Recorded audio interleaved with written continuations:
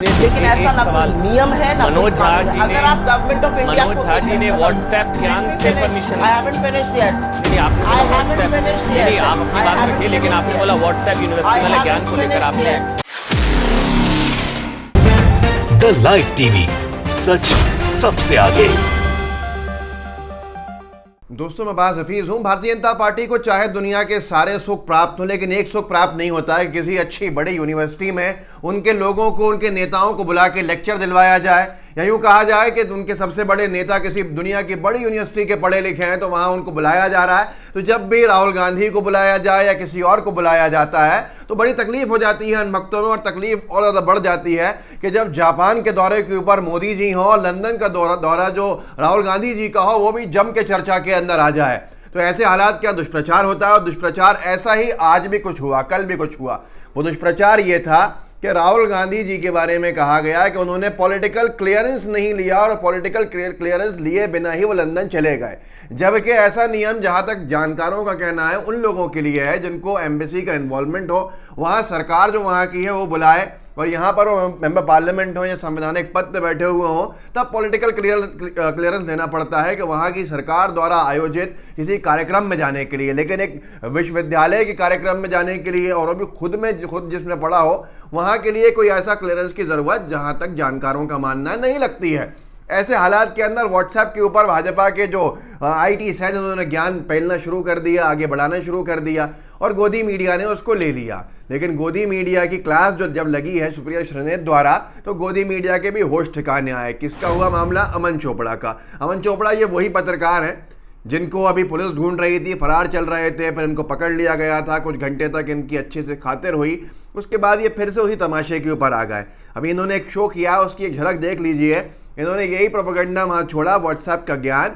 सुप्रिया श्रीनेत जी ने कहा कि ये व्हाट्सएप का ज्ञान हमारे ऊपर मत लाइए, यहाँ पर आप टेलीविजन के ऊपर बैठे हुए हैं, सुन लीजिए, और जो इनको क्लास लगाई गई है वो ज़रा देखिए आप, फिर मैं बताऊंगा क्या क्या हुआ है और क्या किसने बोला है। लेकिन पहले एक छोटा सा क्लिप ये देखिए। लेकिन ऐसा ना कोई नियम है ना मनोज झा जी अगर आप government of India Manoj Jha ji ने व्हाट्सएप ज्ञान से permission I haven't finished yet नहीं आपने बोला व्हाट्सएप नहीं आप अपनी बात रखिए लेकिन आपने बोला व्हाट्सएप यूनिवर्सिटी वाले ज्ञान को लेकर आपने नहीं, तो क्या मनोज झा ने व्हाट्सएप यूनिवर्सिटी के ज्ञान से ली थी permission? You can keep asking your question, I will not answer it. I haven't finished my point yet. आप अपना पॉइंट अभी बाद में रखिएगा, पहले मैं अपना पॉइंट पूरा करूं। मनोज झा किसी भी चुने हुए सांसद को अगर वो गवर्नमेंट ऑफ इंडिया को रिप्रेजेंट कर रहा है या एक ऑफिशियल डेलीगेशन में जा रहा है या यूके ने ऑफिशियल किसी प्रोग्राम में बनाया है, तो जरूर शायद MA को इन्वॉल्व करना पड़ता है। तनवीर शेख करके एक यूज़र ने ट्विटर के ऊपर उन्होंने शेयर किया, राहुल गांधी के लंदन दौरे को लेकर फैलाए जा रहे झूठ पर सुप्रिया श्रीनेत जी व्हाट्सएप का ज्ञान लेकर टीवी पर डिबेट पर नहीं आना चाहिए एंकर को, ऐसा लिखा है। असल में क्या हुआ कि अमन चोपड़ा जो फरारी काट रहे थे, हमेशा इनकी नफरतबाजी भरे डिबेट्स रहते हैं, देश नहीं झुकने दूंगा के नाम पर कांग्रेस के ऊपर आरोप लगाना, भाजपा का पक्ष लेना, इस तरह के डिबेट चलते हैं। अब इन्होंने ये प्रोपेगेंडा शुरू किया, प्रोपेगेंडा शुरू ऐसा किया जिसको पूरा का पूरा व्हाट्सएप ज्ञान कहा जाए। तो सुप्रिया श्रीनेत बोल रही थी बीच में, तो ये टोकने लगे। तो पहले सुप्रिया श्रीनेत ने अच्छे से इनकी क्लास ली कि मैंने अभी ख़त्म नहीं किया, चुप रहो, मैंने ख़त्म नहीं किया, मुझे पूरा करने दो। आखिरकार इनको चुप होना पड़ा, और उसके बाद फिर इनको मुँह की खानी पड़ी, जिस तरह से आपने टीवी डिबेट के एक अंश भाग में देखा, क्योंकि मामला है पॉलिटिकल क्लियरेंस का। असल में अमित मालवीय हैं, भाजपा के IT सेल के हेड हैं। जब भी कोई प्रोपेगेंडा चलाना होता है वो अपने व्हाट्सएप के माध्यम से, ट्विटर के माध्यम से, या बीजेपी के सोशल मीडिया डिपार्टमेंट के माध्यम से फैलाना शुरू कर देते हैं। मोदी जी के जापान के दौरे में जहाँ तक लोगों का मानना है शायद बहुत कुछ बड़ी उपलब्धियाँ नहीं रही हैं, और उपलब्धियां नहीं होने की वजह से फिर जब राहुल गांधी जी का लंदन का दौरा चर्चा में आने लगे तो फिर बीजेपी को कुछ ना कुछ कवर अप करने के लिए चाहिए था। पहले तो कहा कि इंडिया के खिलाफ बात की गई, और फिर ये ले आए तमाशा कि पॉलिटिकल क्लियरेंस नहीं लिया गया। वो पॉलिटिकल क्लियरेंस जिसको लेने के लिए जब ज़रूरत है, जो सुप्रिया श्रीनेत जी इसमें बोल रही हैं साफ तौर के ऊपर, एम्बेसी का जब इन्वॉल्वमेंट होता है, मिनिस्ट्री ऑफ एक्सटर्नल अफेयर्स को बताना पड़ता है कि आप सरकार के किसी कार्यक्रम में, यूके की सरकार के द्वारा आयोजित कार्यक्रम में जा रहे हैं, तब तक है। लेकिन राहुल गांधी एक MP हैं, और निजी दौरे जो होते हैं MP के, उसकी जानकारी या क्लियरेंस उसका लेने की ज़रूरत बिल्कुल भी नहीं पड़ती है। शायद ये स्वेच्छा पे है, जो चाहे ले ले। लेकिन आप हद देखिए सरकार के लोगों की कि वो इस तरह के प्रोपेगेंडा को फैलाने के अंदर और आग लगाने के लिए आज सबसे आगे खड़े हैं, जबकि उनकी प्राथमिकता बहुत कुछ और होना चाहिए। जनता की तकलीफ़ें दूर करना होना चाहिए। किसी को मतलब नहीं है बेरोज़गारी कम कैसे होगी, रोज़गार कैसे बढ़ेंगे, सिर्फ बढ़ाने को है तो अराजकता है, पूरे देश भर के अंदर अराजकता। अमीश देवगन, जिनको BND के नाम का नाम दिया था स्वर्गीय राजीव त्यागी जी ने, उन्होंने भी इस प्रोपेगेंडा को सबसे पहले फेंका और लिखा big story, Rahul Gandhi did not take political clearance to visit London. Sources, सूत्रों के द्वारा ये जानकारी मिली है कि राहुल गांधी ने पॉलिटिकल क्लियरेंस नहीं लिया है लंदन जाने के लिए।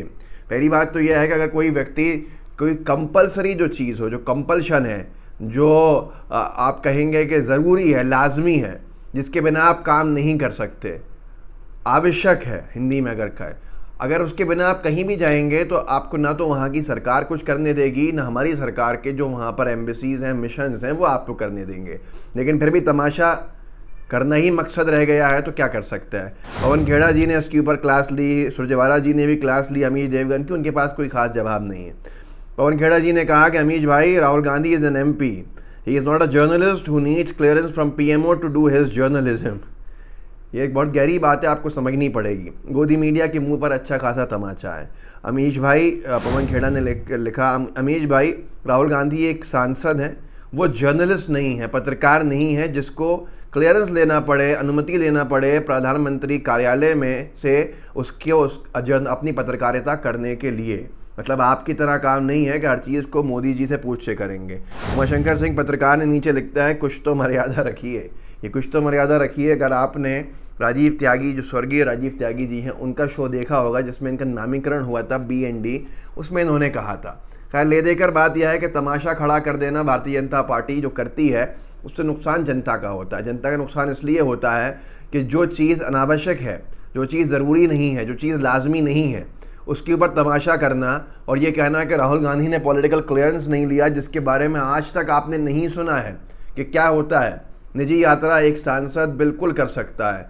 एक विधायक जो बिहार की असेंबली के हैं, विधान परिषद के हैं, BJP के हैं, वो अपने बच्चों के साथ जाते हैं दुबई की शेख जायद मस्जिद। वहाँ उनकी कट्टरपंथी विचारधारा एक तरफ हो जाती है और बेटियाँ बुर्का पहने होती हैं। धर्म से वो हिंदू हैं। भारत यही है, लेकिन फिर भी अनभक्तों को उससे तकलीफ नहीं है। इससे पहले भाजपा के एक शायद सांसद महोदय पहुँचे और वो भी अपनी बेटियों को बुर्का पहना के मस्जिद में लेके गए और तस्वीरें जब वायरल हुई तो अनभक्तों का बुरा हाल हो गया था जवाब देने के लिए।